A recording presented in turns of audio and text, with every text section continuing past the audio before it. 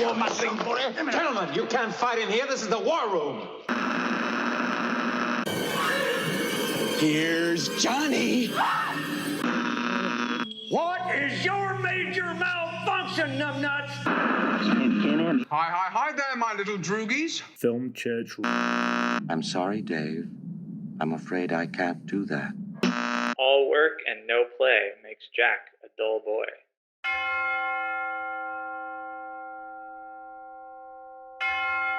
Hello, and welcome to Film Church Radio. This is the podcast that treats cinema as a religion. It's Sunday. Here's Lewis. And I'm Brandon. And we are here to talk about movies. Each week, Brandon and I alternate picking a film for us both to watch and discuss. But this week, we are continuing our 2023 director retrospective on Stanley Kubrick. We have been watching chronologically the films of Kubrick and discussing them in detail each week. This week, we are discussing The Shining from 1980, starring Jack Nicholson and Shelley Duvall. We are joined by a very special guest this week. My friend, Brandon's friend of the show, Andy Zike. How you doing, Andy? Good. Thanks for having me back. Welcome back. Excited to talk about this film with you. I know you like horror, and this is pretty much one of the essential horror films. So I'm glad that you've joined us for it. Awesome. Before we jump into the actual film, we'd like to say thank you to everyone who has been listening to the podcast and sending their love for the show. If you're new to the show and are enjoying it, be sure to subscribe and hit the bell to be notified when a new episode is available. This is a film church, so we post episodes on Sundays. And if you really, really enjoy the show, please share it with your friends. You can find us on all the social media platforms at Film Church Radio, where you can leave us a comment or send a message about the show. We post extra content on our YouTube as well, so you can go over there and watch that. We'd also love for you to rate and review the show on whatever podcast service you're streaming from. Helps people join the congregation, listen to the show, join in with what we're doing here. That's the main goal.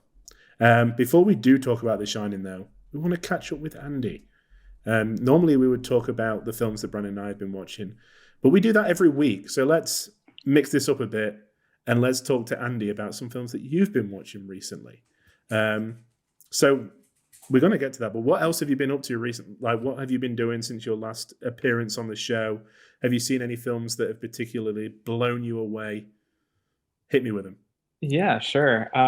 Just up to the normal life things, work and life, just like everybody else, right?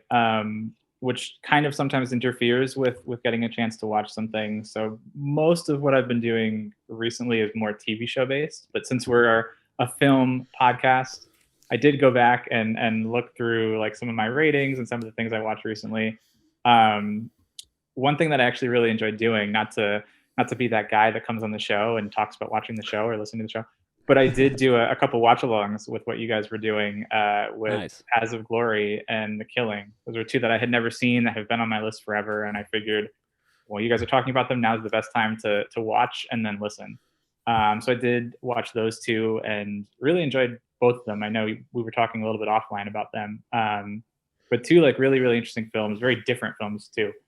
But watched those, parlaying like Paths of Glory. A few weeks later, I watched the All Quiet on the Western Front, which I thought was just incredible, phenomenal film. Probably my favorite film of last year, 2022. So that was definitely highly recommended. And then actually just today I watched a movie, which I don't want to give it like a strong recommendation, but I figured I watched it today, so I'll share it. It was called The Wonder with Florence Pugh, or Pugh, I think is it? Yeah. Also on Netflix. A little bit slow, a little bit of a different type of a movie, but it was okay if you're into those sorts of like period type films. Awesome. Yeah. Florence Pugh is such an interesting actress. Yeah. She's so versatile. Yeah, I just never know what she's going to do next, which is exciting. Yeah. Yeah, she's great. Yeah. Love her in everything I've seen her in anyway. So has your perspective, Andy, has it changed at all since you were last on the show? Like your perspective of film in any way, now that you're a part of this film religion? I think the biggest thing, I know I touched upon it a little bit, but I really loved being able to watch a couple films and then listen to what you guys were talking about and kind of hear your thoughts on just personally whether you liked it or not. your thoughts on how it was made, the different components of the film, and it's so different to listen to an episode about a movie maybe that I haven't seen or a movie that I've seen, however long ago, but to have watched with the intention of going back and listening to your episodes, watching Paths of Glory, watching The Killing, and then listening to what you guys hear. Just to me, it added a different layer to that experience. To hear what you guys have said, it almost makes me want to go back and revisit them now, knowing what you guys were talking about. Yeah. So in that sense, definitely watch those two films differently than I would have anything else. Yeah. That's definitely the best part about Film Church for me is like, now that we're, several episodes in, I can go back and watch these movies and then like listen to what we said about them. Yeah. Yeah, I always do the same thing. With like Paths of Glory, I watched it first and then read about it and like did some research for the show. And I was like, I need to go and watch it again. So like I end up watching most of them twice. Mm-hmm. Have you guys ever done, or have you considered doing like a second episode on the same film? I don't know. No. We haven't, but I'm sure like further down the line we may. Yeah. I mean, there's films that we've talked about, especially in the trailers section, that I know I say, it didn't do much for me this time, but I want to revisit it. And I am thinking like further down the line of maybe picking something that I want to revisit as opposed to, something. But that is interesting. Yeah, I would be interested in maybe doing something like The Seventh Seal again, like doing a rewatch and then just seeing what I think about it again now. Or just like a film, or one of the film, because like with that film, I had just seen it for the first time when we did our podcast on it. And I think that's a film that over the years, going back to it, my perspective of it might change, and then it'd be interesting to do another one. Yeah. Similar with Seven Samurai as well. Because I don't, you don't really have time to watch it more than once before, you record the show. So it would be nice to kind of go back and revisit it again. But Morbius? Yeah. That's the film that keeps on giving. Yeah. Maybe Morbius 2? Morbius. Yeah. Did you know that Shazam 2 has did a less big, I don't know what I'm trying to say, did a lower opening weekend than Morbius? Well, I think that's probably for the fact that Morbius brought in a lot of Spider-Man fans. Yeah. Spider-Man is just that big that people will go see Morbius. I think a lot of people went to see Morbius for the meme too. Yeah. To say they went to see it. Well, especially after it came out too, because everybody said it was horrible, and the people who didn't see it were like, I have to see how horrible this is. Shazam is interesting too, or Shazam 2, because it's kind of like a throwaway film now that the whole DC universe is supposed to be like a hard reboot, but yet they had this one kind of left over in the can, so they were like, all right, here it is, you guys like the first one. So I wonder if people are just kind of, I can skip this, and then once the reboot starts, get back into it again or something. Yeah, I'm sure. Yeah, it's been a bit nasty recently, but that's DC for you. Last time you were on, we talked about American Movie, and a film that I think Brandon and I are both very thankful that you brought to the Film Church. I mean, have you received any feedback or anything about it since you were on? The show, yes. I've had a lot of people that I kind of shared the episode with that have really enjoyed it. Friends, family. Not too many people have checked out the film just because it is kind of a deep cut. Or like a very niche type of movie. But there's been one or two people that have said to me like, I really enjoyed documentaries. Or I really enjoy just seeing how people make a movie, and they've added it to their list. Which hey, I'll take it, because again, it's such a niche film that I'm like, oh my gosh, if you're even considering watching it, that's a win for me. Yeah, I was so glad you picked it. And I recommend everybody checks it out. Yeah, it's a great. It was almost one of my top picks of last year, but I decided to keep it off the list because it was a documentary. That was literally the only reason, because I was just picking narrative films. But yeah, it's a great movie. I'm really hoping that he gets like a really nice like Blu-ray release at some point. It does. I mean, I know it's been on the Criterion channel. It deserves to be in the Criterion collection. You know, like a really. It really does. Yeah, like a really, really nice edition somewhere. Mm-hmm. I keep my fingers crossed all the time that we're going to get it. Yeah. All right, Andy. So, are there any films or filmmakers that you just have to recommend to anybody that's listening right now? Doesn't necessarily have to be anybody that you've watched recently, but just kind of like your film gods and film relics. I was trying to remember what I said last time. So this is either going to be like spot on or it's going to be totally different. In the spirit of what we're talking about today, I think, you know, a lot of horror directors out there, if you're into horror films, make some really good stuff, like the John Carpenters of the world, Tobe Hoopers of the world.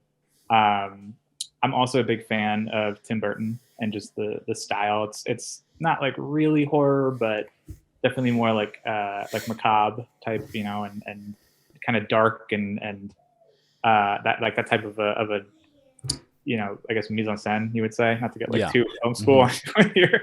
But love all of the Burton films. I'm also a really big fan of Spike Jonze. And I know he doesn't do too much, but everything Spike Jonze that I've seen is creative to me and it's just a super enjoyable watch. So I would recommend Spike Jonze. I know maybe not everybody has watched like Her or Adaptation or a few of his other films. He hasn't done too many, but they're all really, really solid movies to check out.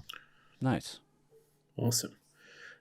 Talking of like films or filmmakers that we want people to check out, what is your relationship with Kubrick before we jump into the film? I mean, I know that I feel like anyone that goes through film school like has some kind of history with Kubrick. Yeah. So like what's your relationship with him? I'm trying to remember the first Kubrick film that I watched. It might have actually been The Shining. The Shining is definitely, I know you guys have a ranking, which we'll probably talk about later. The Shining for me is definitely my favorite Kubrick film. Maybe it's because it was the first one I watched, but I remember watching it because I liked horror films. My older sister was the one that was like, hey, here's a really great film you should check out.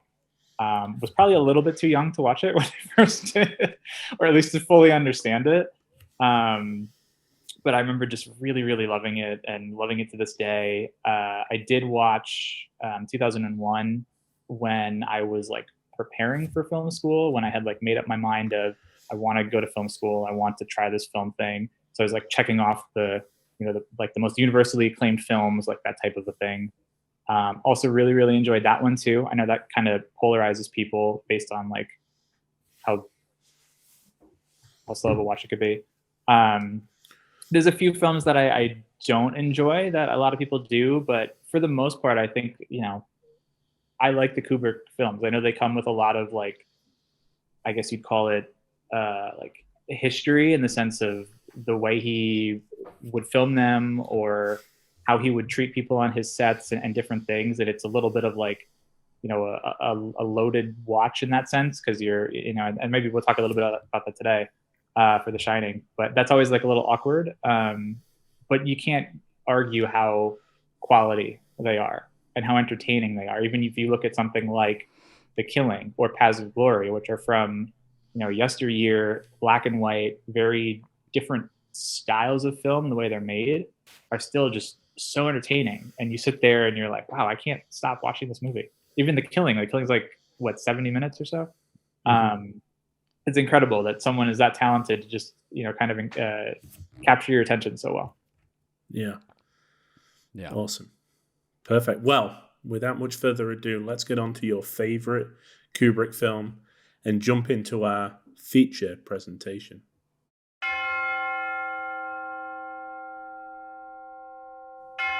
The Shining, 1980. He came as the caretaker, but this hotel had its own guardians, who'd been there a long time. Jack Torrance accepts the caretaker job at the Overlook Hotel, where he, along with his wife Wendy and their son Danny, must live isolated from the rest of the world for the winter, but they aren't prepared for the madness that lurks within. This, I think, is probably the most popular Kubrick film. Yeah. In terms of the amount of people that have seen it. I think everybody that you talk to knows this film. It's universally acknowledged, like most people have seen it. If not, they know bits about it. Mm-hmm. been parodied everywhere. So what's everyone's relationship like with it? Andy, I know you said it's your favorite Kubrick film. Brandon, what about you? So this is probably only the third time that I've watched this movie. And it's been a while since I've watched it. So I kind of rewatching it for this was kind of felt pretty fresh again. You know, I couldn't remember everything about it. There's all the iconic stuff, of course, but before I saw this movie, of course, I just had always known what it was. I don't know when or where, but it's just, like you said, it's one of those movies that is just automatically exists somehow, and you don't remember, ever hearing about it. It just always was.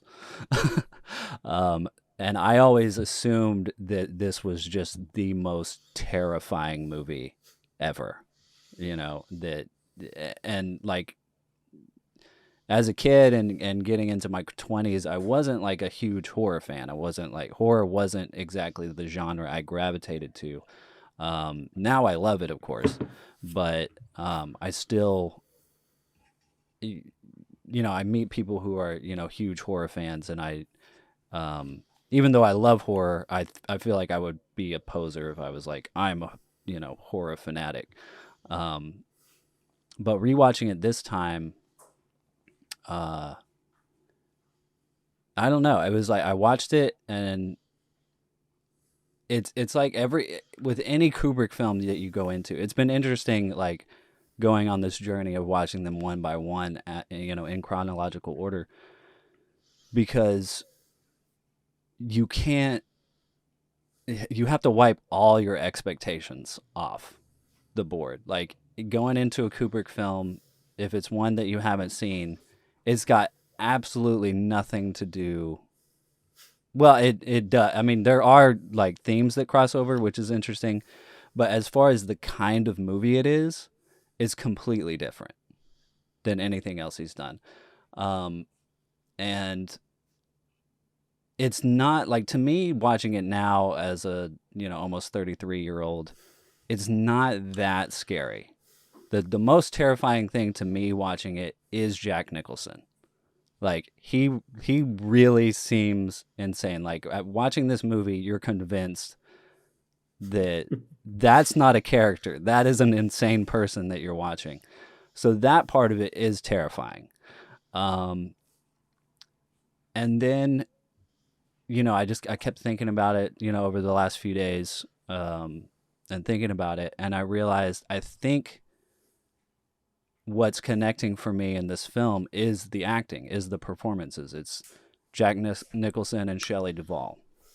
This film is, even though like, the hotel is big, the set design is big. I mean, with any small Kubrick film, it's still going to be big. But in comparison to other Kubrick films, this is a small, intimate character study to give these actors the chance to like dive into this craziness, right? To the point where this could be a play, and it probably has been. I didn't look it up, but there's such few actors, and it's all pretty much one location, that this could be a play. And I think once I kind of looked at it from that perspective, I was like, oh, this is actually really a lot more interesting now to look at it from that angle. So I rewatched it again, and I think, well, also like Jack Nicholson as an actor has never been somebody I've been drawn to. So I think, going into it, that is also hard to, it's hard to love a movie if you are not drawn to the actors that are in it. It's a big hurdle. Yeah, and I don't know if it's because Jack Nicholson has always played unlikable characters to where that line is kind of, it's hard for me to not see Jack Nicholson as like an asshole. And he, I don't know what he's like in real life. He might be a great guy. I don't know. But, it's like, I don't know.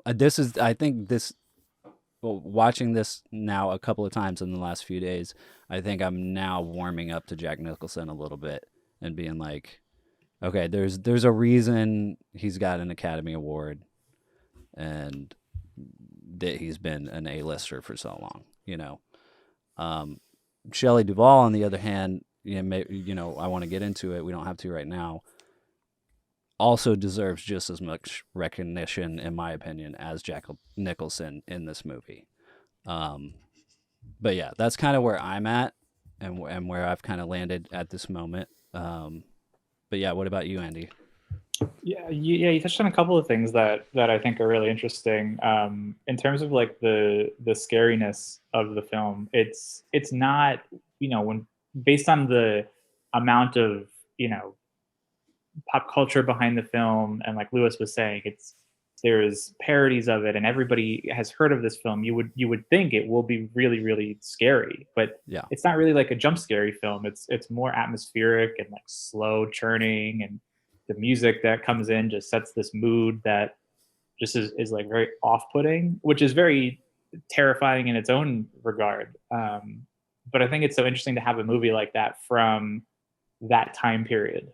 Like nowadays we see that a lot with horror films that are very more atmospheric, less jump scary, more like smart scary, for lack of a better word, than cheap scary. But this is something that came out in 1980, right? Like 40 years ago. So that's super.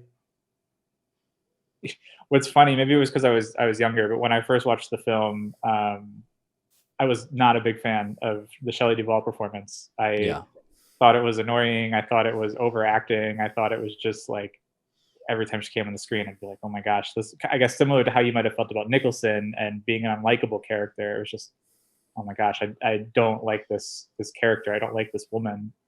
Having learned a lot about what she's had to go through on the set and like all of the stuff that we might talk about, I've softened obviously on that stance a little bit. When you know like what someone's like mentally going through, especially dealing with a director like Kubrick, who is like infamous for repeatedly going through takes or making someone change like syllable emphasis or something, just doing it over and over and over again. You can relate a little bit more. But yeah, the first time I watched it, I remember just really just being like captured by it. And I think it's a combination of the music and the setting and the tone, the way that he films it, the different shots, like those opening helicopter, I was going to say drone shots, but they don't have drones in the 80s or 70s. But that's like opening like helicopter shots following the car through the forest, the steady cam shots that he has following Danny through the hotel, like just moments like that where you just can't help but watch and continue watching.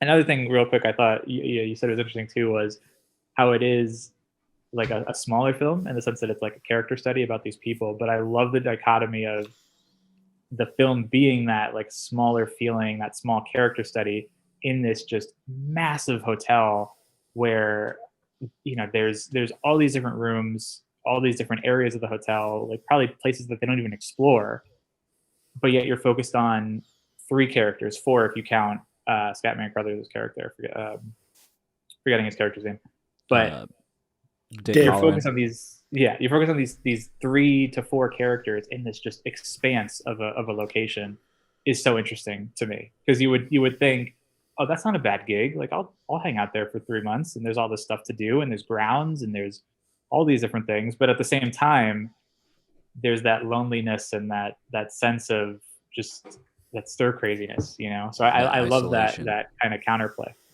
Yeah. What about you, Lewis?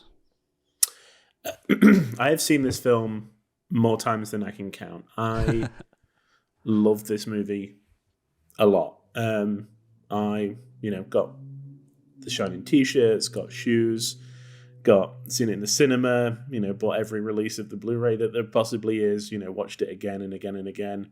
What is on the shoes? I have to ask. Yeah, I was thinking that too. Is it the carpet pattern? It's actually the yellow poster. So it's like just loads of little, like The Shining, like with a little poster. And then on the back, it says room 237. Nice. You'll have to take a picture and put that on social. I will. Yeah, that's awesome. Yeah, I can't remember when I first saw The Shining. I've been aware of it for a long time. That I seem to remember that maybe on the VHS, there was the picture of Jack Nicholson at the door. And I think I've said this on a previous show before, Brandon, that that is so far removed from who Jack Nicholson is to me now that I can never, like, it seems like a different person. When he puts his face into the door crack, I'm like, it doesn't feel like Jack Nicholson to me. It still feels like this other person that I was so, like, enamored with when I was a kid.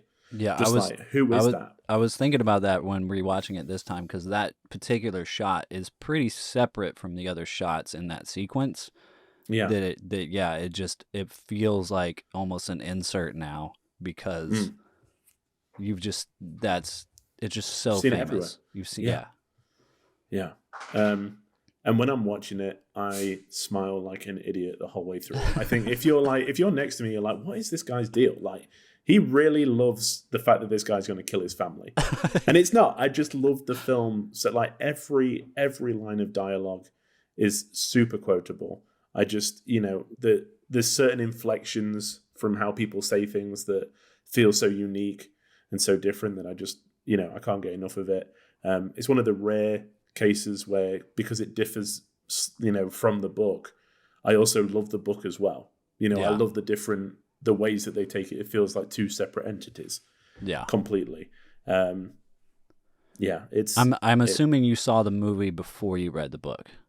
I did. I read the book when I was maybe 16 for the first time, and I think a lot of it went over my head in terms of just like going crazy and what they were seeing. I don't know if I didn't get it. I just didn't quite put it together what was happening,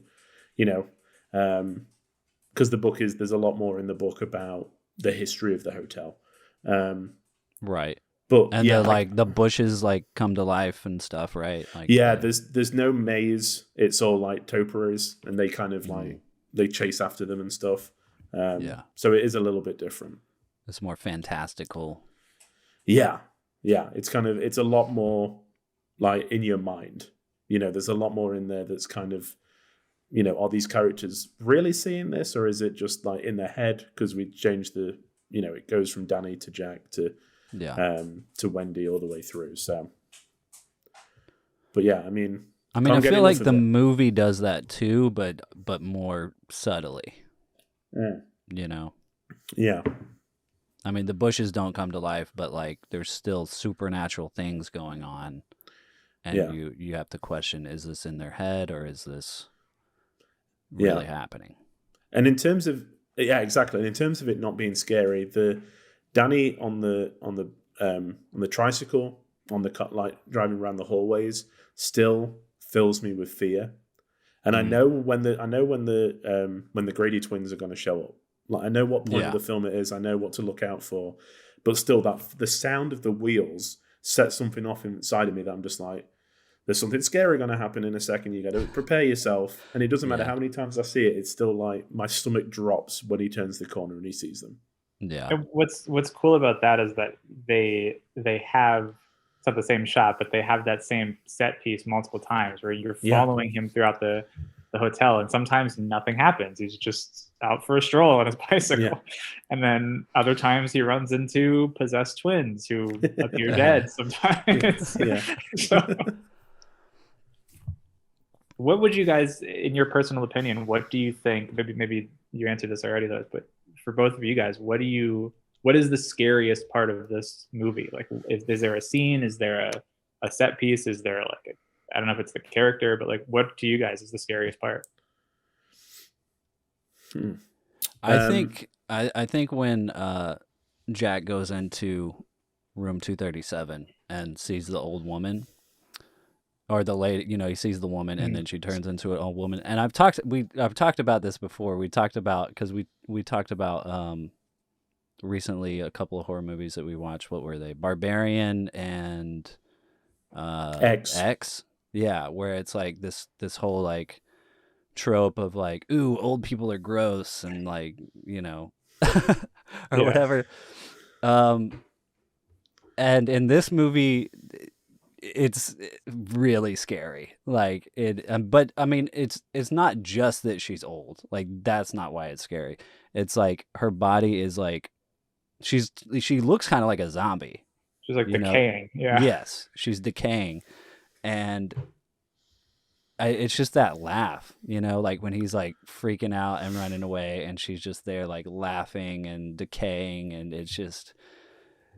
I think because there might be something psychological going on there, where like, even though Jack Nicholson is terrifying when he's going on his violent rages, you're still kind of on his side a little bit through the movie. I mean, he's the main character of the movie, so you're kind of forced to be in that perspective of like wanting to cheer him on. And this is a moment where he's like vulnerable, and you're like kind of scared for him, because this guy that you think is the most terrifying part and like the masculine part of the movie is now being terrified himself. Yeah. I think that is, I think when I was, when I first saw it, that was like, it's absolutely terrifying. I think now that I've seen it a few times, it's Philip Stone's delivery of corrected them. When he's talking about his family in the bathroom, and he's like, he needs to be, like the way that he gets his mouth around the word corrected is like so terrifying for some reason. I don't know what it is. It's just that whole so scene. like mundane and bland. Yeah. But yet still he says it a certain way. I know what you mean. Yeah, and it's so jarring, because you're just like, I know what you're talking about. Like, we know that you killed them with an axe. Like, and just the fact that you can, you know what's coming. And it just that scene every time just like unsettles me so much. There are a lot of like, again, not like scary, but just that like unnerving feeling. Yeah. I mean, when I was younger, to me, it was definitely the woman in the bathtub and like the decay, like that, the laugh, like that whole scene. As a younger child, I don't remember how old I was when I first watched it, but that's like the scariest image, I would say. But the more I watch it, and like the slow turn of Jack's character, and that scene where he starts to chase Shelley Duvall, like the beginning of it, she finds the lovely typed out manuscript, which I would love to know whose job it was to like format all of those, like all the different like, indentations and font sizes and everything. That was probably a fun job, maybe. But that moment where he's kind of like chasing her up the stairs, and at first you think he might be trying to like comfort her, be like, no, it's okay, like this is what's happening. But then there's a moment where where it turns and you realize, oh, this is just an insane person at this point, and he's talking about bashing her head in and killing his family, and you're like, okay, this movie just went 0 to 100 like right here. And that's kind of terrifying, because you're kind of lulled into, like Brandon said, rooting a little bit for this character, because he's your main character and he's former alcoholic, and you're like, okay, we just want this guy to pick up a job and treat his family well, and he loves his family, and this is the whole thing. But yet he turns into this monster almost. So as I watch it more, that turn is a little bit unnerving for me too. Yeah, I think that's Nicholson's best performance, that scene. Yeah, I think so too. The way that he talks to Wendy and the way that he delivers his lines. I mean, the thing that I quote the most from The Shining is where he goes, "Light of my life," and he like really kind of bites into the words.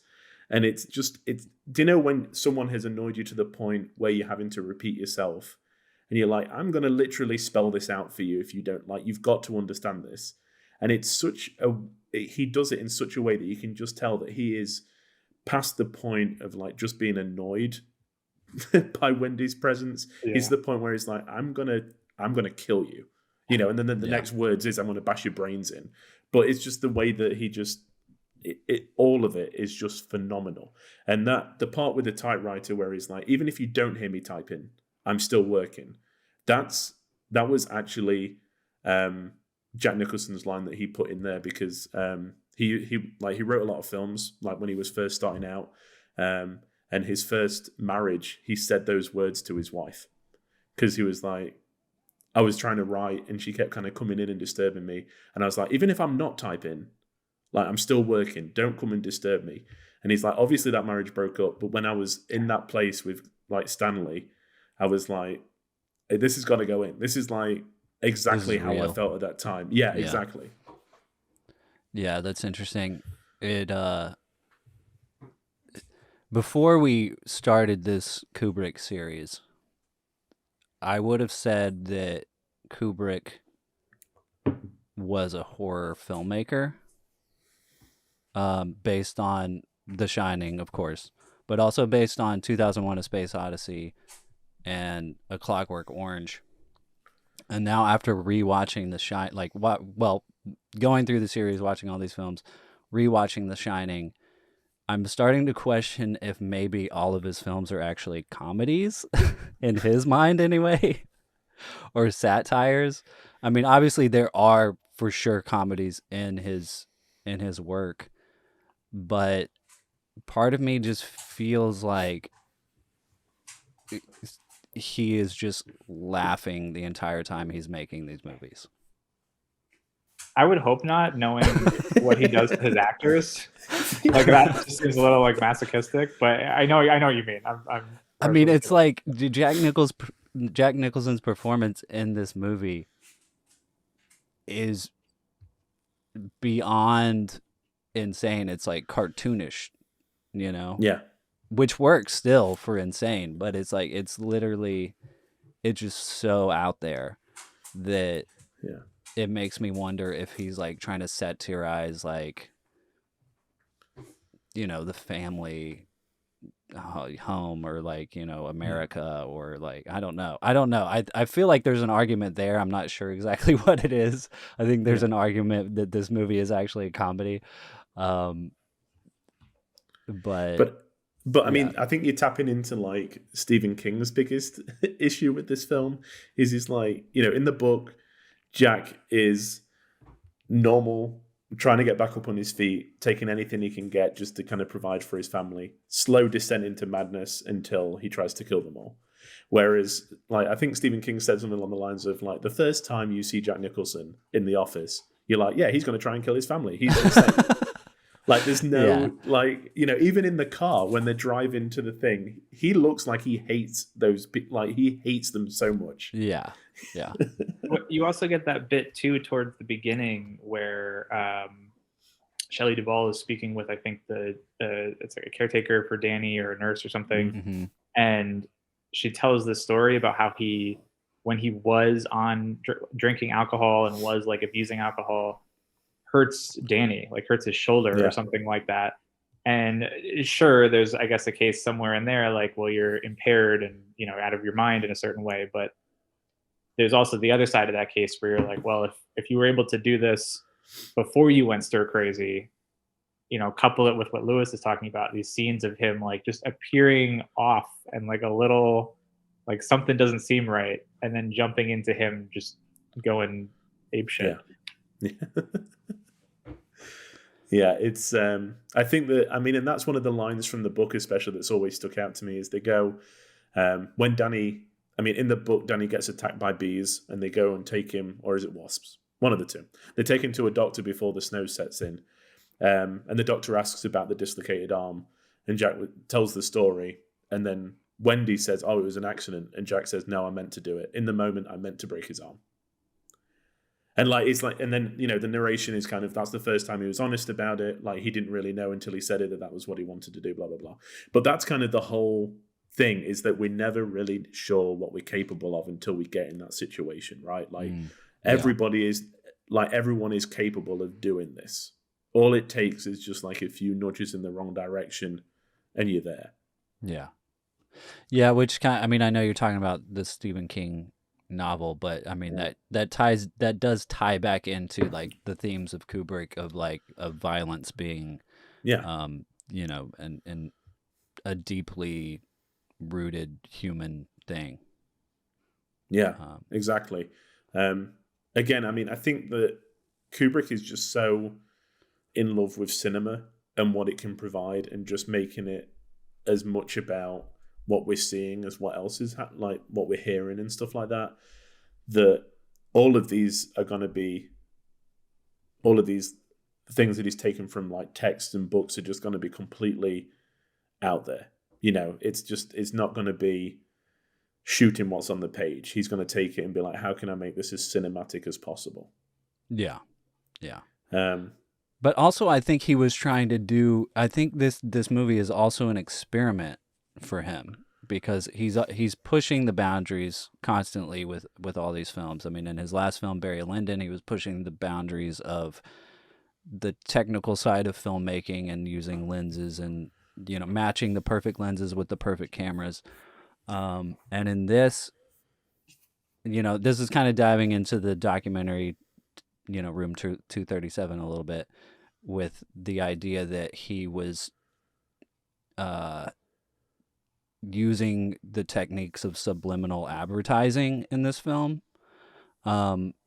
which I didn't do my own research. In the documentary, they say that they know he had discussions with these TV advertisers that were using subliminal advertising in television commercials, and learned their techniques so that he could do that in this film. And if that's the case, that kind of, it's kind of the perfect film to do that, because like we talked about, this is a smaller setting, a more controlled environment, where the whole set is built and he can, make everything exactly the way he wants to. It makes me wonder how many layers of this film there are that we don't realize, where there's like these subtle psychological things going on in our brains when we're watching this film. For instance, like Andy, you talked about like being annoyed with Shelley Duvall's character. I think that's the case for a lot of people. I've heard a lot of people say that about her. I think we're supposed to. Yeah, exactly. I think that's, not only is that what Stanley directed her to do and what she, as an actress, performed, but there might also be a lot of like layers of subliminal stuff going on that we don't even realize that push us in that direction of like rejecting her. Yeah, I think that Kubrick is definitely playing with our perception of film, because when we see someone in this kind of position, they fight back and they're strong and they're independent and they get it done. Whereas Wendy can't even open a bathroom window. We get to that point where she's like, she can't hold a baseball bat very well. Like, she's not swinging it to hurt. Like the whole thing with the knife, it looks like, her wrists are so limp that she can't get any strength there. She can't, it's all these things that I think as a cinema goer and as a lover of movies frustrates you subconsciously, because it's not what we're used to. We're not used to that kind of heroine. Yes, but at the same time, she does hit him in the face with a baseball bat, and she does cut his hand with a knife. Like she does kick ass in the movie. She does save her child. Like, she does do all of these things that we really should be rooting for hardcore. Yeah. There's only two people that die in this movie, and it's Jack, the main character, and Dick Halloran. I think the scene that pushes me to the point with Wendy is where she has knocked Jack out and she's dragging him to the pantry, and she's trying to open the door. And the camera is positioned so we can see that the pin's still in.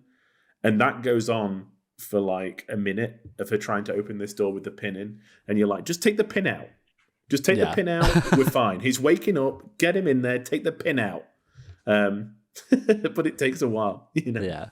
That's an element of horror films, though, is that exactly, that like suspense. I don't know, like dumb protagonist. Like, you do the thing where you run back into the house, or like instead of going to find help, you decide to split up, or like all these, like when you watch a horror movie, I think a lot of people have these like tropes of, why are you doing that? Like, don't do that. Yeah. You're gonna die.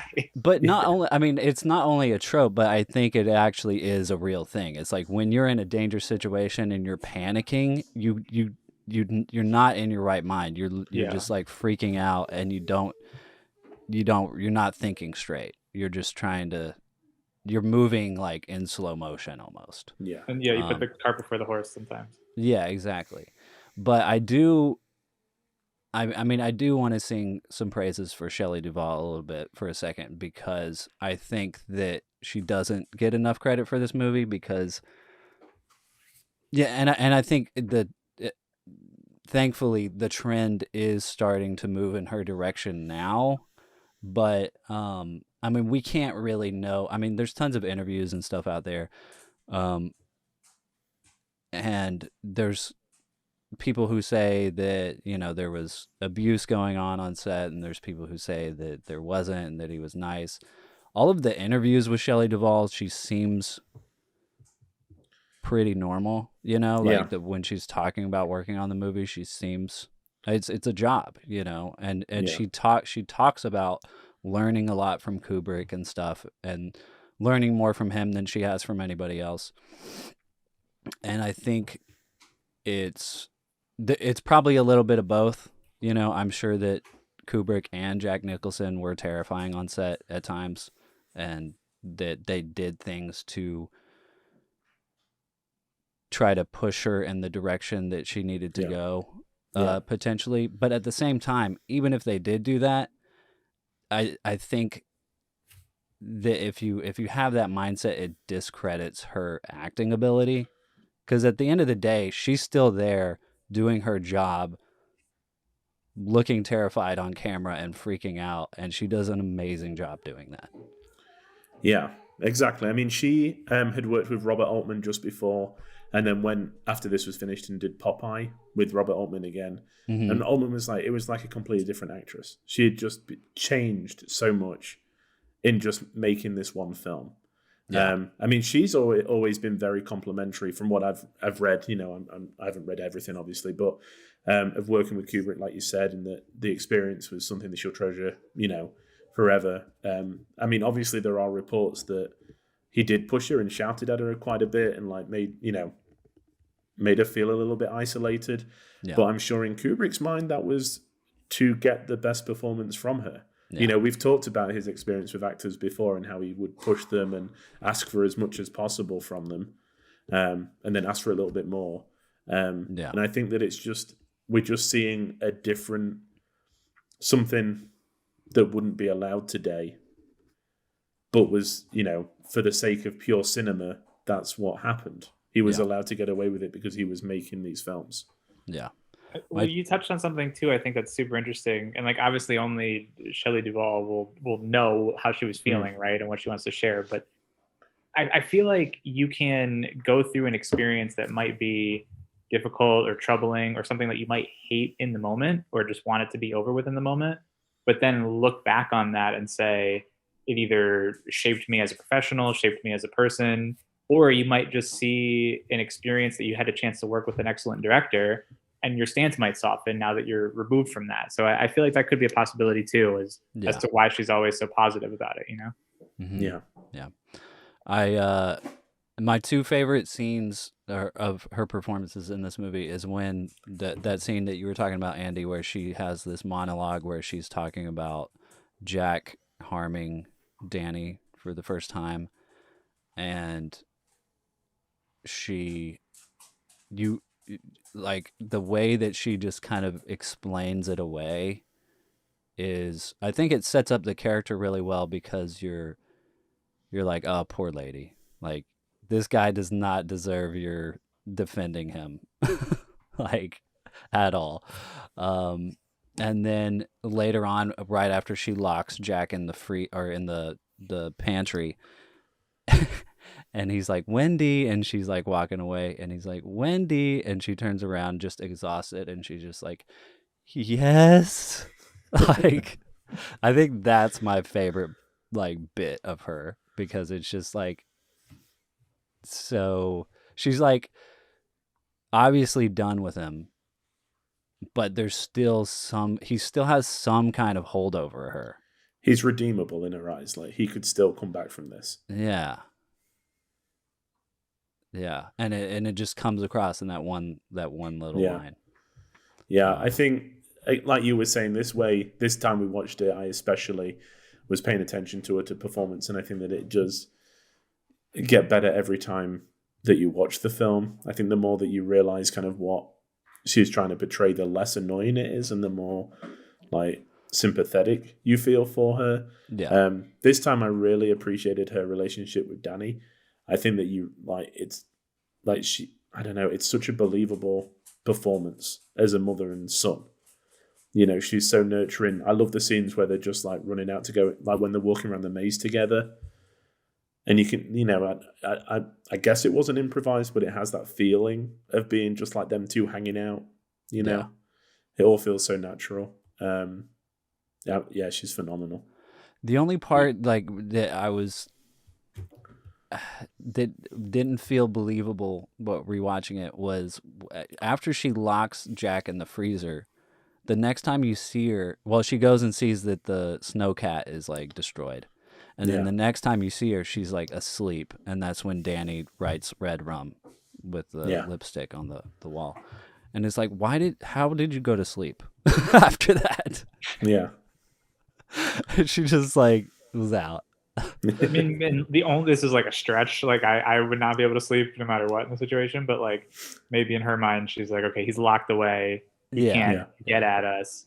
I'm just like emotionally exhausted now. It could be some supernatural thing going on there that you could explain or something, but well, because we don't know. I mean, yeah, go ahead, Andy. I was just gonna say we talk about the characters, right, and we're talking about Jack and Wendy and Danny, but a huge character of the movie is also the hotel itself, and it sounds kind of weird to say, but there are so many moments where their hotel has influence over other characters or moves along a set piece or does something to impact the story, whether it's affecting someone's psyche, like when Jack is at the bar and interacting with the ghosts and Lloyd, and or even learning about how the previous caretaker corrected his family.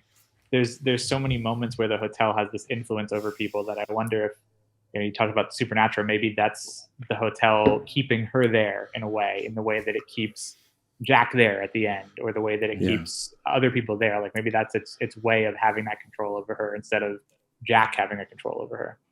Yeah, well, we don't even know what the time frame is. I mean, this is something that I wanted to get onto, but like when we cut back to Jack, he is asleep. Like he's obviously woken up. You know, his head injury has kind of like subsided a little bit. He's got empty packets of food around him, so he's obviously been like eating. You know, we don't know if it's like an hour, a day. I assume that that's kind of like the time frame, but it's, it could be longer than just overnight. Yeah, that he's been locked up in the room, and that is one thing that this time around I really noticed that I feel really adds to our feelings when we're watching the film, is that it's so disjointed of what is happening. I mean, we get like a title card that says the interview, and the next one is 4 months later, and then it's like Thursday, Saturday, and then it stops. Or, and we're like, where are we? Like, this does not make sense in terms of like, why are you showing us this? This is not, this is not a structure. Yeah, exactly. It's not a way to structure a film. And I think that it just really plays with your like, I don't know, discomfort while watching it. It's like, I don't know where we are. I don't know what is like, when in time is this happening, and it's such a weird thing to put in. I'm not sure like the reasoning behind it, Yeah. What's interesting too is it's all kind of framed by her trying to raise the police on the radio, reaching out to Scatman's character to come back, and then like the whole like trek of like Scatman having to get this machine that can take him through the snowfall, and like it appears like it's maybe overnight, maybe a day, like you said, Lewis, but yet there's still, it's almost as if the hotel again has like a different sense of time. Like if maybe you're in there and something is off, it's moving slower. It's like relative in a different way, like moving slower or faster. But there's like that, I don't know, I guess it just confuses you more to have that framing device of, oh, well, here's the journey of Dick's character to go back to like quote unquote rescue the family over the course of a couple hours to a day. But yet you're seeing things like you mentioned, like, it appears that Jack is locked in the pantry for could be a day or two, even with Yeah. what he's eating and how he's doing, and like it just is that sense of confusion, and I think that that's like a horror element in and of itself. Yeah. It's so like discomforting. You just don't feel ever that you're getting to grips with it as a film. As soon as you feel like okay, it's the interview. We get the story of the caretaker that killed his family, and Jack Nicholson's just sitting there like with his eyebrows up, not really, just like, well, okay, that sounds awful. It's such a masterful way of making a film, and I just love it. So Andy, I know you're a big horror movie fan. How does this fit into the overall history of horror films? That's a really good question. In the spirit of the church, I've prepared like a little sermon to give, like a brief little thing. I know I've talked about this a little bit the last time I was on. Horror is my passion, right? Horror films. When I was in college, I did a whole like term paper, I guess you would call it, on the history of horror films. So it's something I like to think I'm pretty well versed in. The Shining is like weirdly situated because it came out in 1980, right? So like it's situated between two decades, and so when when you look at the history of horror, it's easy to kind of clump it into decades based on what's going on in the world and what people are afraid of, right? Or what types of things are scaring people. So some of the stuff that was going on like pre 1980, like 60s, 70s, is more of this like sophisticated, highbrow type of horror, but also what I would call like mundane horror. So like if you look at like the 60s, you're looking at something like Psycho, which is like an incredibly like psychologically driven horror film. You're looking at like Rosemary's Baby, Night of the Living Dead, which people say is like a huge allegory for the Vietnam War at the time. So like all of these like very like cerebral type like thinking movies, not necessarily like the jump scare movies, which The Shining certainly falls into that category, right? So that's going on. And then into the 70s, you get horror that's more critically acclaimed. So like things like The Exorcist or like Carrie, Jaws, for example. Jaws also an example of that like mundane horror, right? Just going to the beach and a shark. So it's in this like weird sense of it has these. The Shining has obviously the critical acclaim now, not necessarily when it came out, but has that critically acclaimed, highbrow, sophisticated horror to it.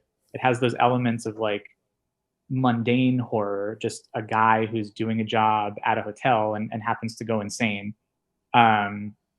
It also falls like in a weird, interesting point because what's really popular then in the 80s and like towards the late 70s is the slasher film. So you're thinking of like Friday the 13th, Halloween, Nightmare on Elm Street, all of like the quote unquote the classic horror movies that people would consider, but also really big.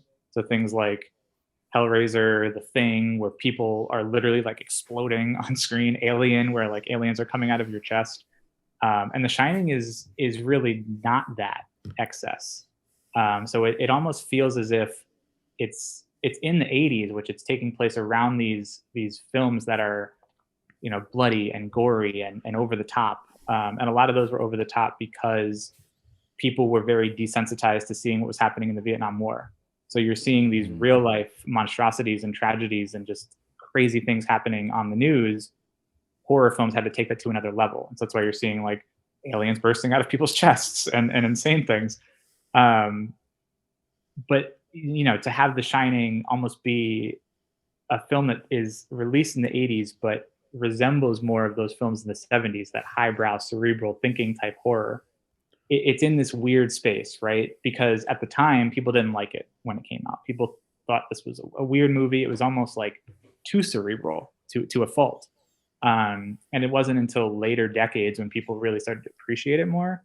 So it's I don't know, it's situated like right in the middle of this weird point in history where it's like a little bit beyond this curve of the Psychos, the Rosemary's Babies, like those really critically acclaimed movies, The Exorcist, but also right at the time where like insanity was happening in horror, just over the top, bloody, gory stuff. Special effects were really taking off. Think of like The Evil Dead, where there's just it's all red all the time. So it's an interesting point. That's where it slots in like the overall like film history of horror canon. I'm glad that it, you know, as time went on, people were revisiting it and really kind of celebrate it today for what it is as a movie, as a horror movie, and as a good movie too. I think a lot of people these days will look back on it, and even if you're not a fan of horror, you'll find something in the movie you like, whether it's a performance, an act scene, right? Maybe you just like the parodies from, you know, Simpsons Treehouse of Horror or something, right? There's a connection to it.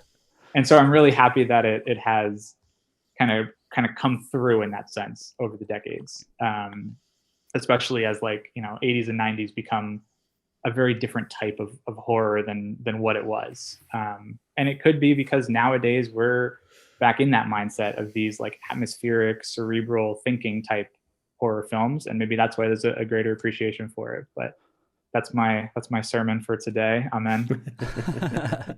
Amen. It is. Amen. Yeah, it is interesting. Yeah, coming from that perspective. I wonder if that's because Kubrick had such an appreciation for all the horror films that came before, and maybe not an appreciation for the new trend of gore. That he was like, well, what if I, you know, kept going in that direction that horror films were going before they deviated into this crazy gore thing? It's almost as if he sees these films like, you know, when Rosemary's Baby came out, Jaws, like these films that are tapping into that mundane horror and that like cerebral horror, and then wants to put his like Kubrick stamp on it and like take it to the next level of, well, let's have somebody really be in the mundane where there's no one else around. It's just them and their family and they go crazy, or really take it to the next level, you know, mentally in terms of what's real, what's not real. Are these ghosts? What's the character of the hotel and what's the supernatural element to all of this? And he does the Kubrick thing where he like cranks it up to 11 when everybody else is trending in a different direction.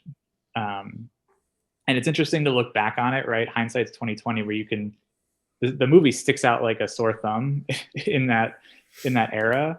But I think that's to its benefit nowadays, is it's something that people will revisit that was so different. And at the time, people might not have appreciated that because they were like, oh, we're over this like thinking stuff. We want to see blood and guts and red special effects and all this stuff, the corn syrup. But they were given something very different. So yeah, I think it's one of those films that transcends genre. Mm-hmm. Like when it's on lists of like, oh, the greatest horror movies ever made, I have to stop and be like, is it a horror? Because I just feel like it's just not, it shouldn't be pigeonholed as just like one type of thing. I think there's so much going on in here that to kind of just, it's not one, it shouldn't be one genre, you know, it seems to be everything. Yeah, but at the same time, Kubrick marketed it as a horror film and called it a horror film himself. Yeah. So I get it. But also it's like, was that a trick? Yeah, I mean, going back to what you were saying, Brandon, about the about like adverts and kind of using that in like part of it, like, you know, the subliminal messaging and stuff like that. He absolutely loved like adverts.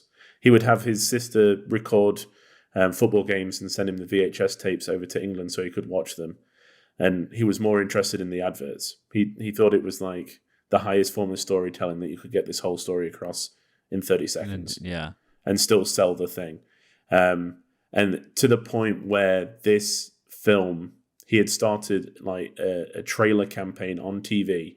I think it was on ABC, because he had worked out that was the channel that had the most 18 to 40-year-olds that watched it, because that was the demographic he was going for. And they started in around Thanksgiving to Christmas of 1979, and the film was released summer 1980. And it was estimated that by January, 85% of the American households had seen this trailer 11 times. Holy crap. I wonder if that's why they also didn't like it, because if you see a trailer too many times, it can ruin a movie for sure. Maybe they were over it. Yeah. Yeah. Like, we didn't get what we thought we were getting. Yeah, and so it just like racked up in terms of like anticipation. Like, he was not going to have the same thing happen to Barry Lyndon where it just died in the US. And a lot of his films took a long time to make money back just because of how big his budgets were. But this was his quickest film to make back and make a profit. Of all of them? Mm-hmm. Wow. Yeah. One of the other interesting things about like when you look at a film in film history is that, not necessarily a horror thing, but just in general,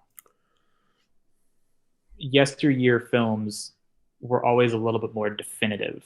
There was a natural conclusion to it. There was a natural either point of view or a voice of what they were trying to say in the film, like whether that was a theme or whether that was just, you know, an entertainment popcorn factor. Like, there was always a little bit more of a definitive to something. And nowadays we see movies all the time that are very artsy, a little bit more avant-garde. It might not have like a natural conclusion. You might formulate your own conclusion. I feel like Inception kind of popularized that back at like, what was it, like 2010, 2011, of that. Well, we don't know what happened. The film just ends. Or even The Sopranos, I guess, right? It just cuts. But back in the day, I feel like that wasn't as easily accepted. I think people wanted something a little bit more finite or definitive to wrap their head around. And maybe people saw it and they were like, oh, I feel ripped off. Like, this movie doesn't end. Like, this makes no sense. To heck with this film. Like, what is this? Where nowadays people are like, wow, this movie's great. Yeah. And I feel people talk about the enigmas of The Shining so much that when you do watch it, it doesn't seem that hard to grasp for me. You know, there's certain things where I'm like, I don't know what that's about. But, you know, especially with the guy in the dog costume, I'm still a bit like, you know, now that, because, you know, in the book, it kind of explains it a little bit. But when you watch it in the movie, you're like, what the hell is that? Like, what is happening in there? You know, but especially with like, even earlier, I turned on, like, I was flicking through YouTube and there's like a whole thing of like the ending of The Shining explained, like satanic ? And I'm like, to me, it seems pretty obvious. You know, I feel like I watch it and I'm like, okay, he's always been part of this hotel. This was like his destiny to be here, you know. But it seems in like the photo at the end, like you think he was, he's like reincarnated or something? That he's just one with the hotel. Like, he's just been, like, he's like tied to it now. Yeah. Like, that's who he is, kind of thing. I kind of agree. Like, I think that there are a lot of, you know, there is that enigma. There is that sense of, oh, if you watch The Shining, be prepared to be confused or to have a million questions. And like, yes, it is a movie that I think gets better to understand the more you watch it, or the more you like take the time to actually like digest it, maybe is a better way of saying it. But having seen it multiple times, I feel like it does get a little simpler to me. And like, I think our viewpoints are somewhat similar, maybe not exact one for one, but I feel that he just, you know, just like everybody else that died at that hotel at some point in time, never ended up leaving. And you could say that's a supernatural, spiritual, ghost thing, whatever. But he just assimilates into the hotel. He dies at the hotel. He assimilates into the hotel. He appears in the picture, and everybody's always like, "Wait, was he alive at the New Year's party in 19?" But no, he wasn't there. Just like the ghosts weren't there when he was sitting at the bar, right? But yet they were. So that's how I think of it. I think he just became a spirit, a ghost, whatever word you'd like to use. Then he just assimilated into the hotel, and he appeared in that picture in that moment. There he was. Yeah. He's just a part of the party now. Yeah. The guy at the bar. Yeah. So, I kind of want to get in a little bit to the documentary Room 237, which I know a lot of people have seen who've seen The Shining. Kubrick Conspiracy Corner. When I did rewatch it the other day, but one of the biggest things that stuck out to me was somebody in the documentary said that the movie is the ultimate Shining, and they were talking about it in terms of the subliminal advertising. And I started thinking about that, and I was like, yeah, that kind of makes sense, because The Shining, quote unquote, in the movie, Dick Halloran says that it is a gift where you can communicate without using words. Yeah. And it makes me wonder, okay, well, how much, I mean, I've already said this earlier, but it just reiterates that idea of like how much is being communicated to us subconsciously by Kubrick's trickery. Yeah, I mean, the whole way through is that feeling of unease. And I think that's part of Kubrick's like gift, is just being able to to put things on camera that you can't naturally write down. Right. You know. But yeah, I think that all that the subliminal messages stuff is running throughout it. Definitely.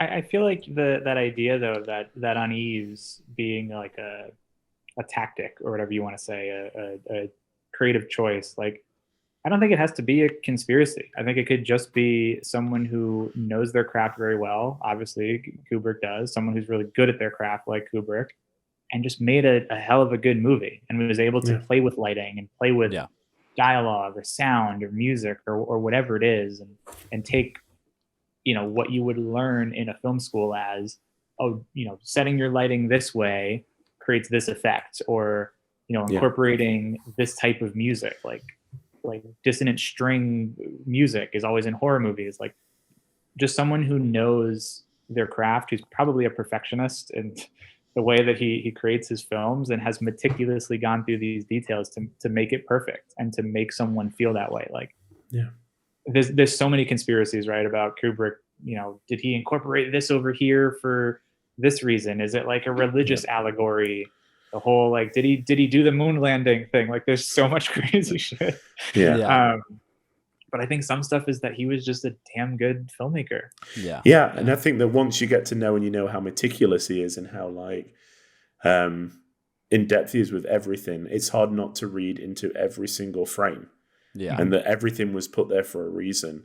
But sometimes it's just happy coincidence. You know, sometimes things are just end up in there, you know. That's why the moon landing looks so real, right? It's because he was. I'm kidding.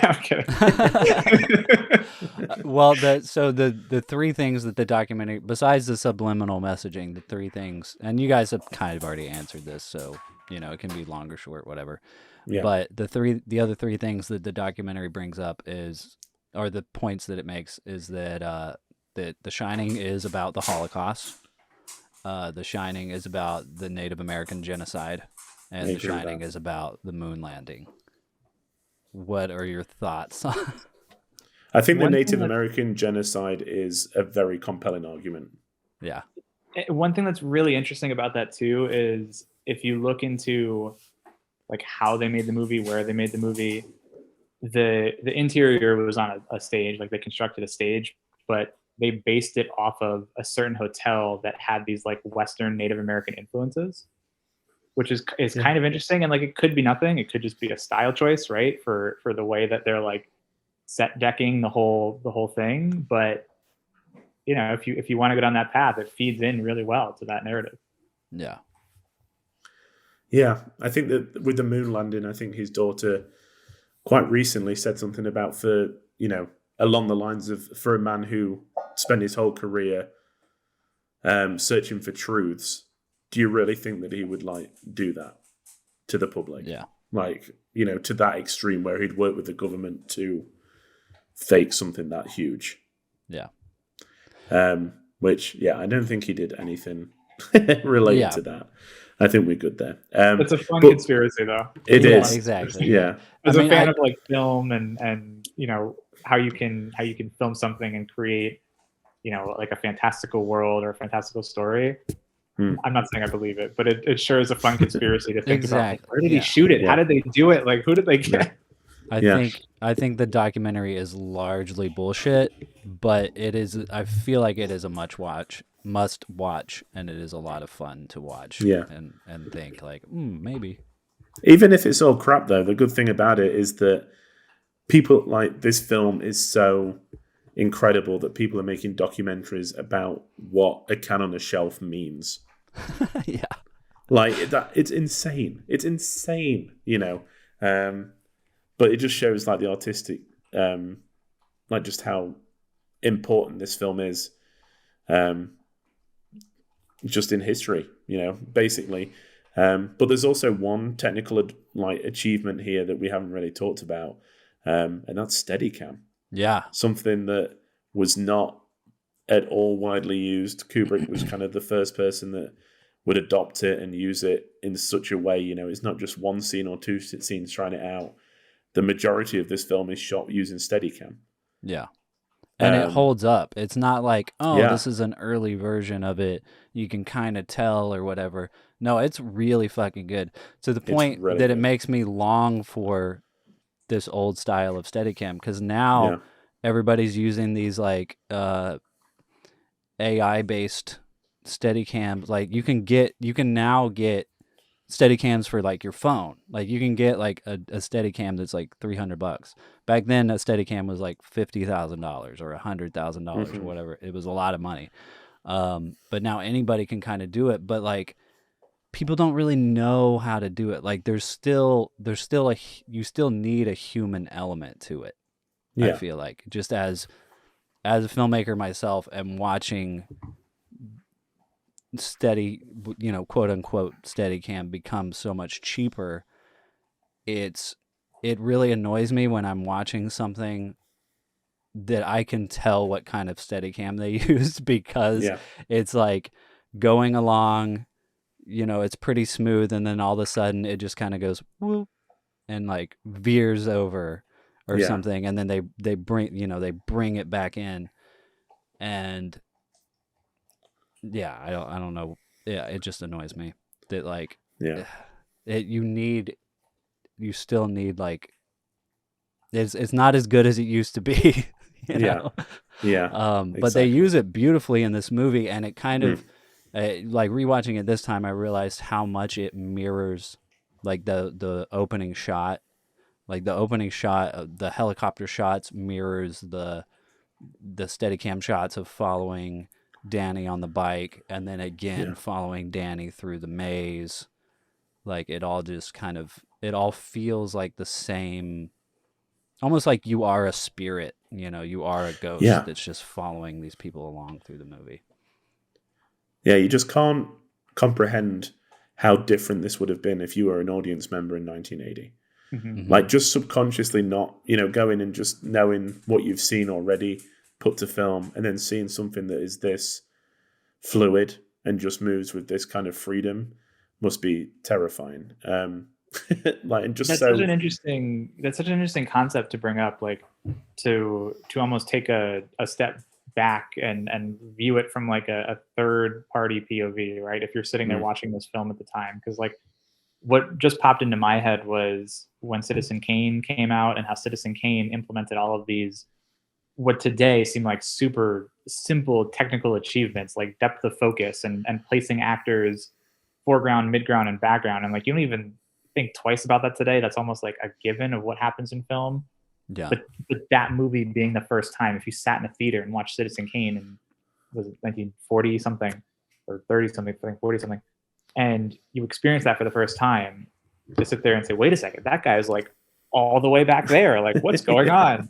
And it's the same to me with Steadicam today, because you see it in everything, action films, horror films, like that tracking shot of following someone through something or guiding someone through something is such a common thing. You don't even think twice about it, especially rewatching it. But when you sit and you're like, well, this was one of those first films that implemented this technology, and you have to wonder what it was like to see that for the first time and be like, oh my gosh, we're moving with them now. Like where are we going? Like what's happening? I mean, that's how I would have been in the for sure in the theater, but it's got one of my, related to the Steadicam, one of my favorite Kubrick anecdotes.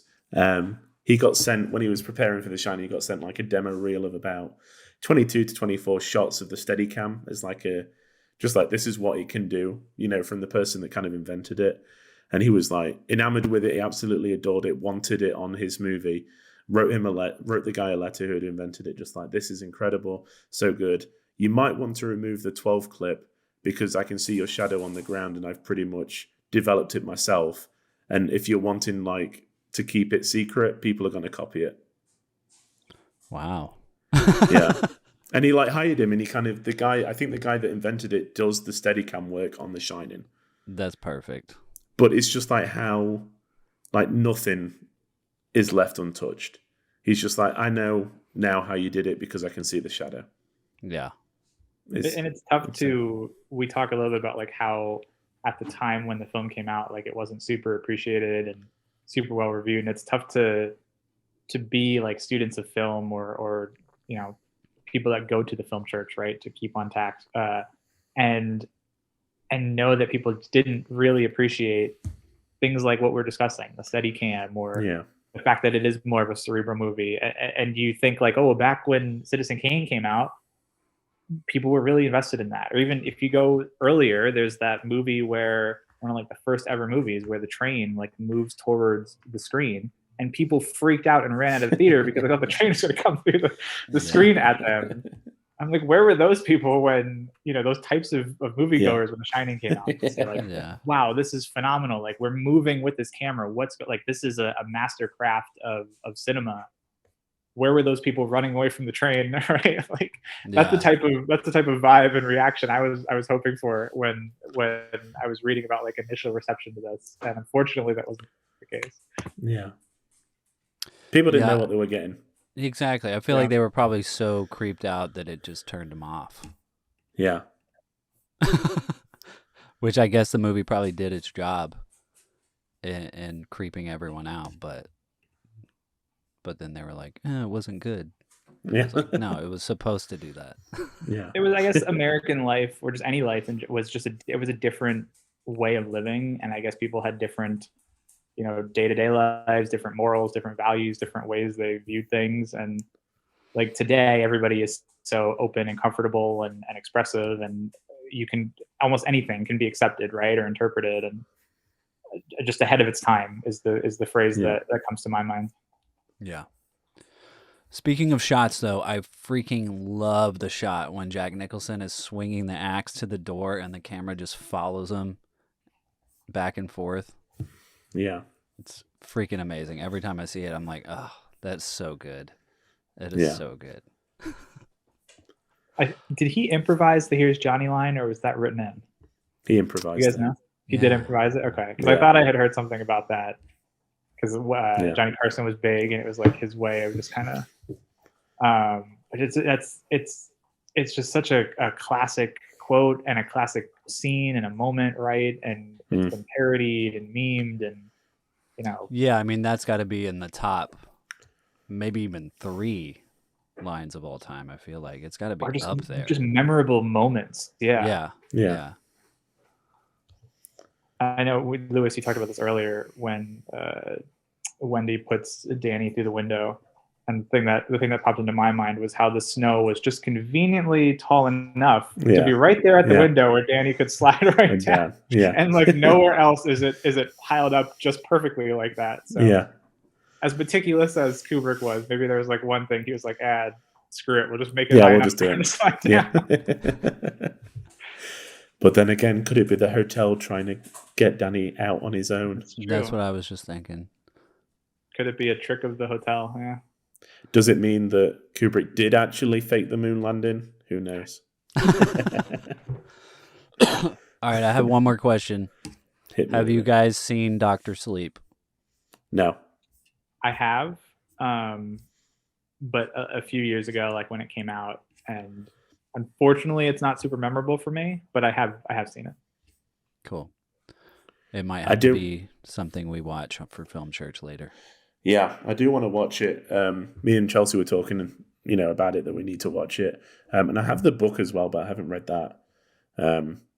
So yeah, it's on my to watch list. I've heard that it's like the director's cut is the better version to watch. I've heard really good things about it. But no, I have not watched it yet, so might have to make it a Film Church film. Yeah, I remember it being enjoyable. Like I don't remember like disliking it in any way, but it's tough to like obviously it's like a sequel of sorts, right? It's tough to keep those films tied together, because for me personally, The Shining is so well made and so well done, and just a favorite horror film, that those are like really lofty expectations and big shoes to fill. And I think maybe that's why I say it doesn't feel memorable to me. Yeah. Or the fact that I don't remember it, maybe would be another part of it, but I don't remember disliking it in any way. So Nice. Awesome. One of the things, I think that this film holds the world record for the most retakes of a single shot. it's like Still- 300 something, right? Yeah. Does it still holds it? I don't know if it still does. It did at the time of the biography that I'm reading. It was printed. And I think that the scene between Danny and Dick in the kitchen took about 60, 70 takes. Wow. And Scatman Crothers was just like, I'm doing it the same every time. Like, what do you want? You know? Yeah. I know Well, we didn't talk too much about Dick as a character, but such a underrated character, I think. Just someone who, Yeah. I mean, lest we forget, he is the one that tells Danny what he's experiencing, right? You are experiencing The Shining. This is what this is. Oh, and I have it too. And Yeah. I think Danny is able to communicate with him, right? And that's why he decides to make this trek. Like, something is off, something doesn't feel right. And we get Yeah. that like really interesting like slice of life shot of his apartment where he's got Yeah. like all sorts of crazy decorations and naked Yeah. lady pictures, and you're like, what is this guy's life? Yeah. But he's such an important character in the movie, and has such a intense death, I guess, because he's one of two, right? So Yeah. he gets axe murdered. Well, it's the kind of like, I think it's the kind of thing where like nobody has understood what the gift that he's got. Danny himself doesn't understand it. He doesn't know how to use it. It's just like him and Tony, who they think is just an imaginary friend. But until Dick, like, it's that saves him, really. Mhm. Like, he starts to sense that it's coming and can, like, you know, prepare, I guess. Like, he already is like one step ahead because he's been able to let the Shining through, you know. Dick does get a better send off, I guess, in the book. He is more of a pivotal character in there as opposed to here, because like we see, like you said, we see the laborious journey of him getting to the hotel. He walks through the door and is immediately like disposed of. Yeah. You know, which is really quite sad. It's But, a little yeah. anticlimactic. Yeah. Yeah. But I mean, spoiler alert, in the book he saves the day and gets away alive. So he gets his he saves the day. Nice. So Kubrick, one of the last things I want to say, Kubrick had added an extra scene at the end where Wendy is visited by Mr. Ullman, the hotel manager in hospital. And then he, literally like a week before it went into release, he was like, no, get rid of it. It doesn't need it. Yeah. So we just end with the picture. Mhm. Yeah, that's interesting. Yeah, it would have made it totally different. Yeah. That ending shot of the picture is also one of those like super memorable moments and iconic moments that when you think of The Shining, I feel like that's the first thing people always talk about is like, what was the deal with Jack? Was he a part of this hotel? Was he not? Why was he in that picture? How did he get in that picture? Like, imagine if that scene didn't end the film and you end on a different note, how it would have changed that discussion, how it would have changed the film, maybe how people view the film. I think personally it was probably the right choice to cut it, not really knowing what that scene looked like, but just knowing the weight that what the current ending carries. To me, I feel like that's the better ending. Yeah, I agree. He knew what he was doing, Mr. Kubrick. Good job. Might have been a little crazy, but he was good at what he did. Yeah, exactly. Anybody else got anything else they want to add before we start to wrap it up? I don't think so. I think I said everything I needed to. Made my piece. The only other thing, just because this is you talk a little bit about the novel, right? The Stephen King book. It is a Stephen King adaptation. I there's like all sorts of like conflicting reports about whether people feel it does the book justice, whether they don't. Stephen King didn't like it for a long time, but has like kind of softened it, I think, from what I was reading, that he's still doesn't like it, but maybe not as worse as he thought. But to me, I feel like it is one of the better adaptations. I think it's just in terms of the, maybe not necessarily accuracy wise, but just in terms of the quality of the movie. I feel like is leaps and bounds above some of these other King adaptations, which are still good, but I don't know. This to me is just in that pantheon of excellent movies. Yeah, and I think King himself is kind of similar to you. There's a lot of reports where I've read that like he doesn't enjoy the changes made to his story, and like there's things in there that, you know, he thinks his story excels at, and then Kubrick kind of didn't let it down, like the descent into madness for Jack, for example. But he is still like honored that Kubrick chose one of his works to make a film out of. Like he's like a filmmaker of this caliber making a film is still like incredible. I might not have, you know, fully enjoyed what he did to my story, but you can't deny that it's a master at work. Yeah, it's a great recognizes great or something like whatever that catchphrase is. Yeah. Mm-hmm. Yeah. Well, I feel like, I mean, I know King was already popular, but the fact that Kubrick made a film out of his book, I feel like just cements his iconicness. Excuse me, iconicness, I guess, King's. His legendary status. I don't know. Yeah, it was just like, at this point, I mean, he'd written Carrie, and this, obviously The Shining had just come out, and there was a few. Salem's Lot had been really popular as well. Like these books that we know today, Carrie had instantly been turned into a film, like a really popular film.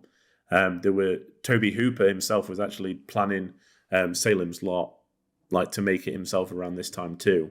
So there was just so much hype around him that like when Kubrick did this, it just seemed to kind of, you know, just push it past, I guess, just like a flavor of the month writer, which he obviously isn't, but more into kind of like our children's children are going to know Stephen King. Yeah. You know?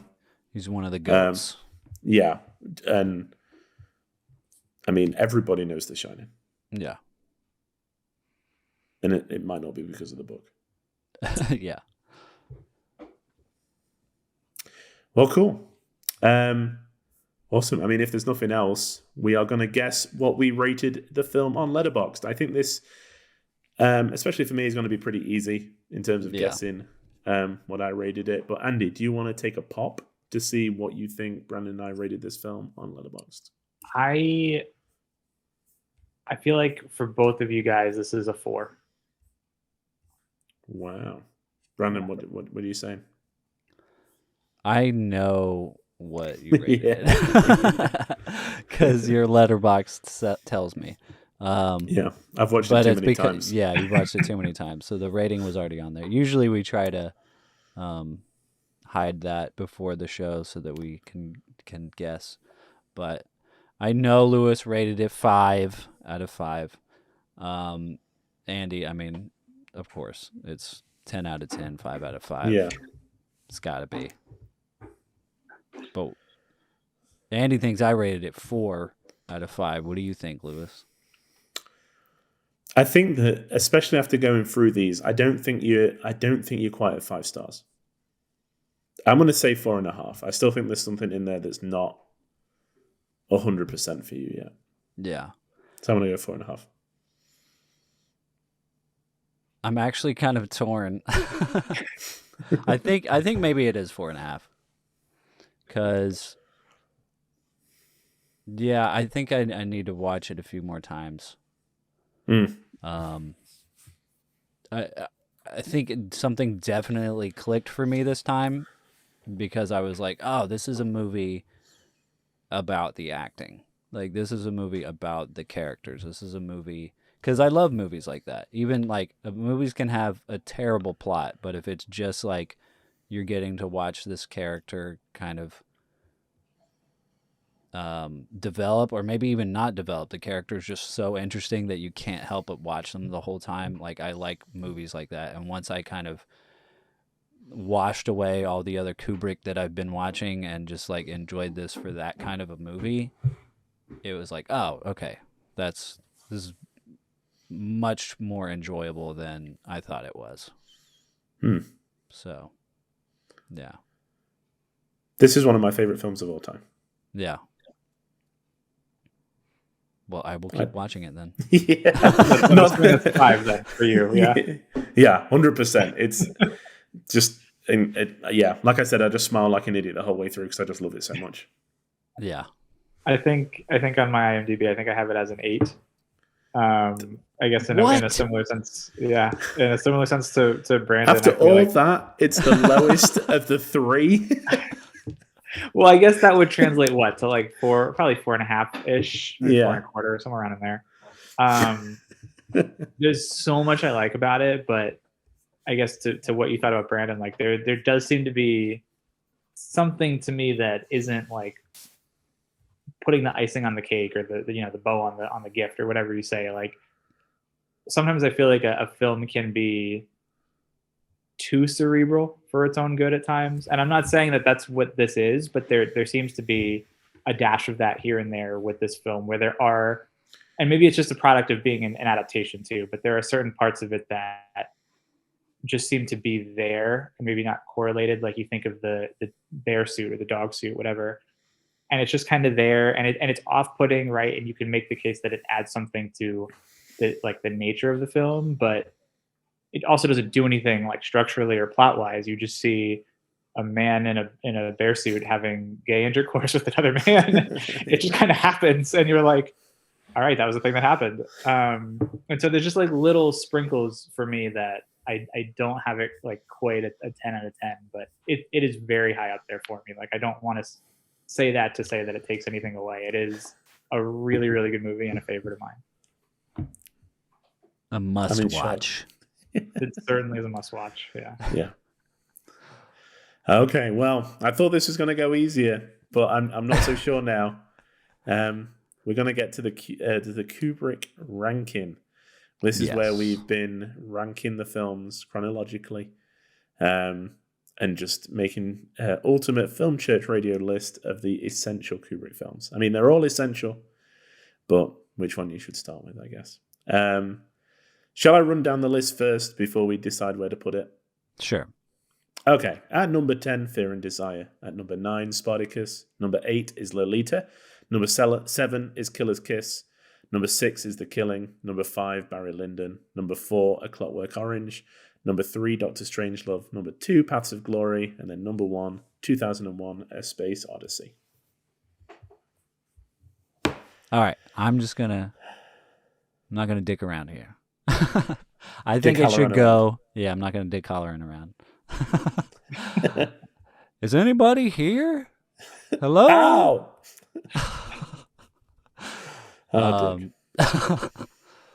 I think it should go right below Paths of Glory. Okay. But is this movie better than 2001 for you? Yes. Simple answer. Now what do we do? I think that we should go what we've done for the other ones, and just on the what our ratings are together.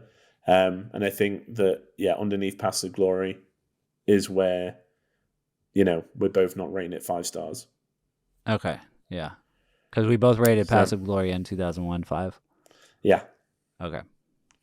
So that's fine. Yeah, number Coming 3. in at number 3. Yeah. He's not salty about it at all.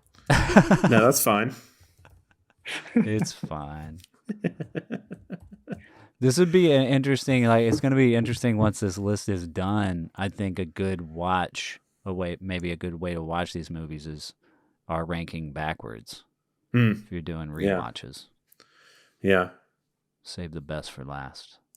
Not too bothered about watching Spartacus again, or Fear and Desire, I must admit. But yeah, hey, maybe when we've those. had some space. Yeah. Yeah. If I'm going to watch those, I'm going to make you watch the documentaries again.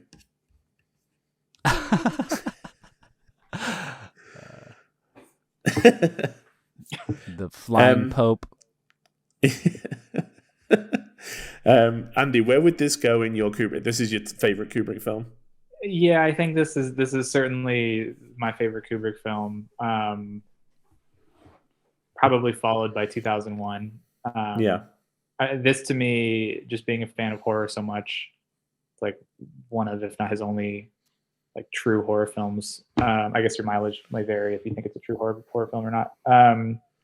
But it's definitely up there for me. 2001 would probably be second, just technically what that movie is, and still a good story. Still has those iconic moments with Hal and those iconic lines of open the pod bay doors, and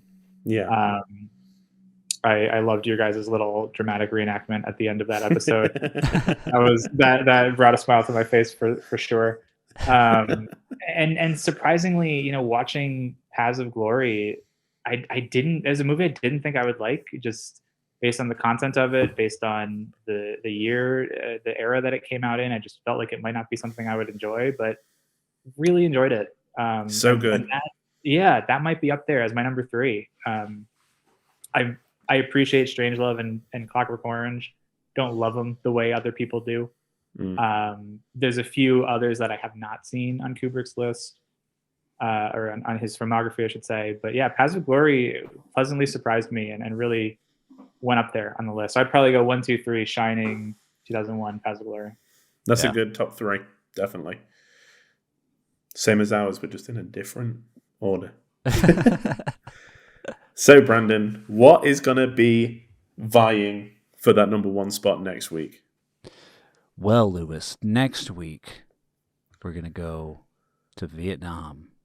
And we're going to be watching Full Metal Jacket from 1987.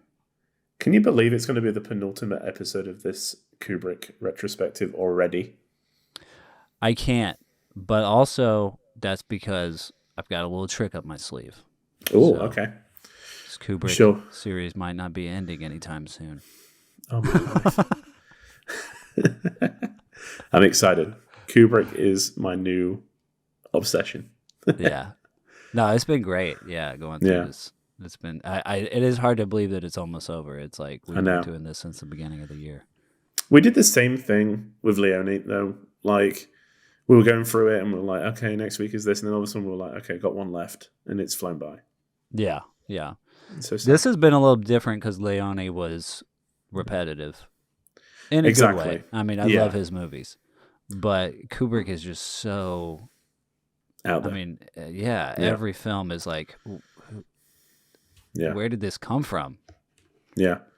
We'll have to do John Ford next, who's got 140 director credits. Sounds good. Just next 2 years. Yeah, keep it rolling, baby. Or 3 years. Well, you can look forward to that in the future, I'm sure. But that brings us to the end of the show. Andy, thank you so much for being a part of it and rejoining us to talk about The Shining. It's always great to have your input. We really appreciate you being here.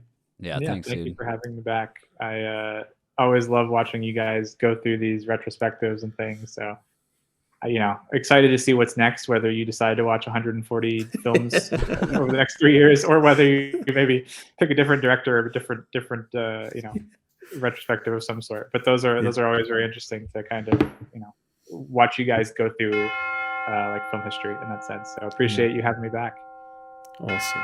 Awesome. Well, you can find the show on Twitter and Instagram at Film Church Radio, and you can follow us individually on Letterboxd.